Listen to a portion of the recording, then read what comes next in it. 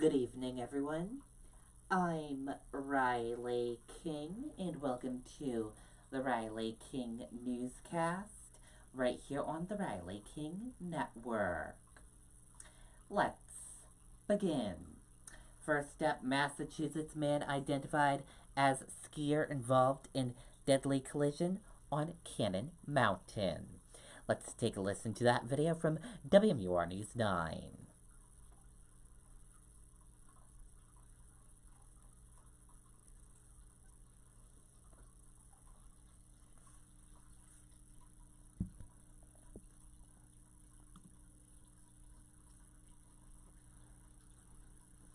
We want to update you on some breaking news out of Franconia. State police have now identified the two people involved in a deadly collision on Cannon Mountain.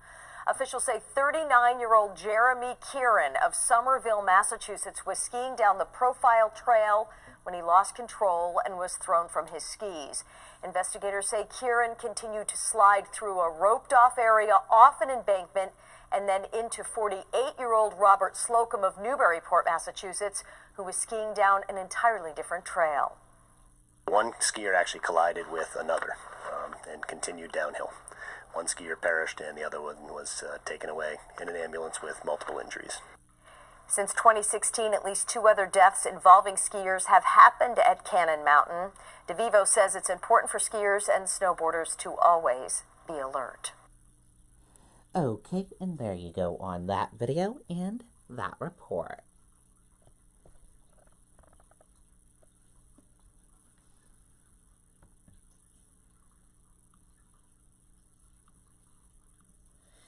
Home goes up in flames 2 weeks before move-in. Owner has been working on the house ever since they bought it last summer. Homeowner Sean has been rebuilding a house at 4 Orcutt Drive since he and his wife bought it last summer and planned to move in 2 weeks, but a raging fire struck Thursday night and destroyed their dream home. The 2.5-story home sustained significant fire and smoke damage despite efforts of firefighters from Hampstead and several other surrounding towns. Fire officials said the home has been deemed uninhabitable. No injuries were reported. Eversource was called in to assist after a live wire dropped to the ground and created a hazardous for firefighters. The cause of the fire remains under investigation, but the homeowner said he believes he knows how it started. He said a work crew that he hired spent a day finishing up work on the new hardwood floors and left 3 trash bags on the front deck before they left. He said a neighbor told him that he later saw them on fire.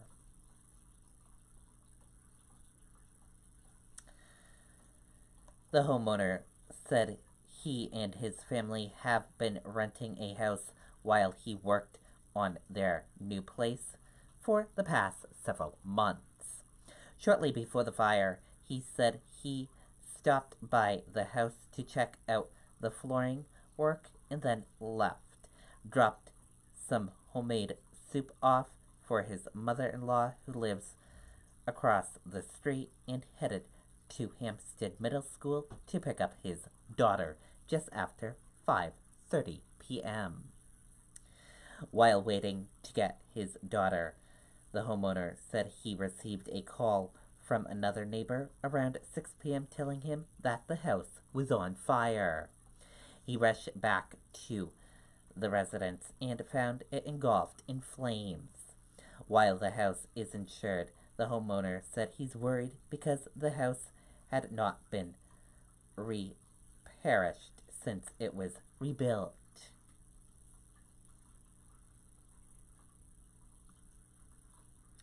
Nashua man pleads guilty to drug dealing, gun charges.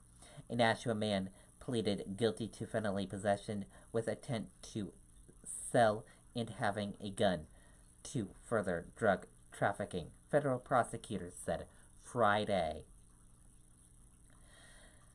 Grant, 22, will be sentenced June 10th on these two felonies, which, according to sentencing guidelines, carry a prison term of at least 5 years to life, officials said. This case started last October with Nashua police investigating into a parole violation that led to his arrest at a local supermarket.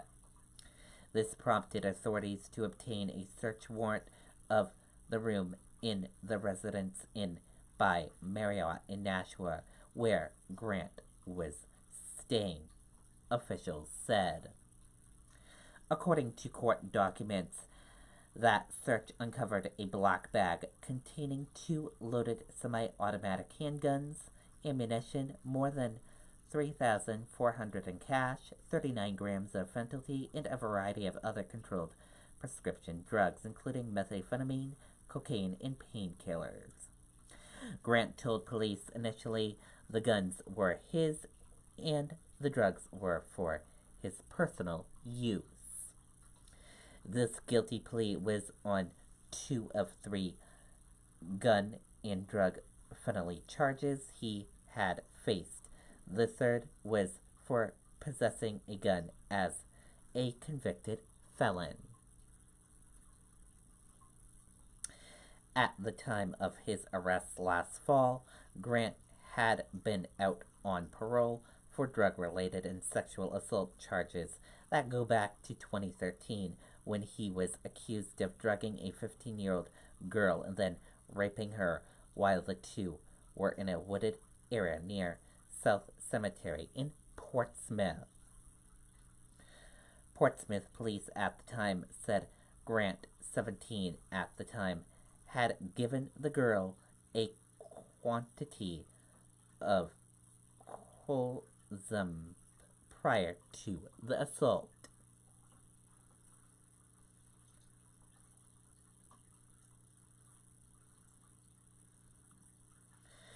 School officials hold off on making cuts on proposed budget.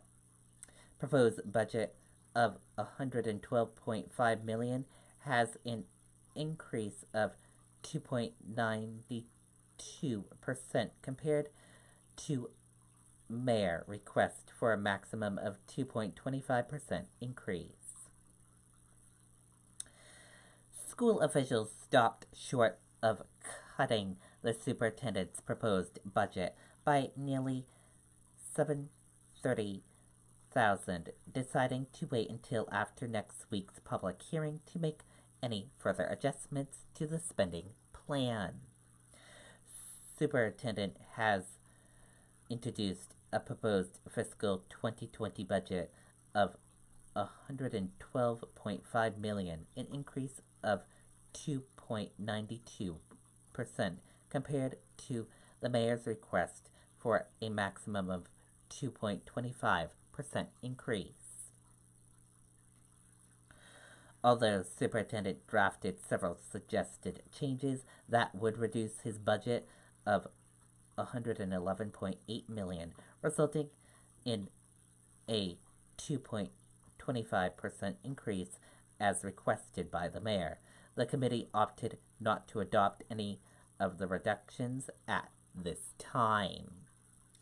It did, however, added $225,000 to the bottom line of the budget to hire 3 school physiologists and 5 behavioral paraprofessionals to do counseling. Then that school needs support, said board member Doughty. Odin said the district must have enough resources to reduce the amount of classroom disruption, allow teachers to teach, and provide students the support they require. Including in the list of possible reductions were superintendent's initial recommendation to add 2 teachers, 2 paraeducators, and a social worker for the middle school alternative program, implementing a unique high school substitute program, hire an assistant director of human resources, hire 4 kindergarten pre-educators, hire an interpreter, hire 4 English language learners, and more. Since the committee added funds to the budget for 3 physiologists and 5 behavioral paraprofessionals, the proposed budget is now 3.12% more than the existing school budget. A public hearing on the proposed spending plan is scheduled for 6:30 p.m. Thursday at Nashua High School North. Officials from multiple towns attend a forum to see plans on regional water line. Southern New Hampshire Regional Water Project would allow towns to secure drinking water rights from Manchester Water Works. Officials representing multiple towns, including Salem, Windham, Derry, and Londonderry, attended a forum Friday to learn more about the Southern New Hampshire Regional Water Project. State Senator Chuck Moores of Salem presented the plan along with Erin Holmes from Department of Environmental Services. While the presentation included a comprehensive map showing the various locations where the pipeline would be extended, it was also a chance for Moores to impress upon officials the necessary of the towns to buy into the roughly $27 million project. Salem and Windham both have warrant articles up for vote Tuesday that will decide whether those towns will secure drinking water rights from Manchester Water Works. Salem is the biggest potential end user. Its article would secure 1.5 million gallons per day, with up to a $5.35 million bond. Windham would reserve 200,000 gallons per day of drinking water, 750,000. Moore said they decided to connect Manchester's water system to Salem because they both use chemical to defect their drinking water. The longest section of the pipeline will be a roughly 4.5 million stretch between the areas of Pete's Scoop and Derry down to 28 Bypass to Canopy Lake Park in Salem. The plan unveiled Friday shows a small leg extended from the bypass in Salem down Range Road and another small section connecting the Salem water system to Hampstead Area Water Company system in Atkinson, which also serves as part of Hampstead. There will also be new water storage tanks installed. In Atkinson. From Atkinson, a section of the pipeline will cross town lines into Plastow. Plastow doesn't have its own drinking water system yet, but will be working to convert its fire suppression network into a combined fire suppression and drinking water pipeline network. Holmes said the state will be covering that portion of the project. Holmes said Plastow was one of the communities significantly impacted by MTBE contamination. A lawsuit settlement from ExxonMobil was used to create the MTBE Settlement Fund. That and the New Hampshire Drinking Water Groundwater Trust Fund will be funding the construction for the pipeline. From there, towns may insert to further expand their water networks. The state will have received 3.13 million gallons per day from Manchester Waterworks to the tune of 11.7 million out of the Groundwater Trust Fund in April or May to ensure the capacity will exist for towns buying in. After towns begin paying Manchester Waterworks, Manchester will pay back DES. After voting on Tuesday, the hope is that all the authorization required will be signed and the state can move forward with finishing designs, putting project out to bid and starting construction. The plan is to have a groundbreaking on Atkinson water storage tank this spring and begin primarily construction of the pipeline in fall. Holmes said the goal is to have the water flowing down the pipeline by May of 2020. The project hangs on the approval from Salem and Windham voters to reserve the water rights, and Moore said it's a one-time deal. The forum was held at the Brookstone Park Event Center in Derry, and organizers jointly by the Greater Salem Chamber of Commerce and the Greater Derry London Derry Chamber of Commerce. Facebook plans to integrate WhatsApp, Instagram messaging, and rising concerns. Let's take a listen to the video from ABC News.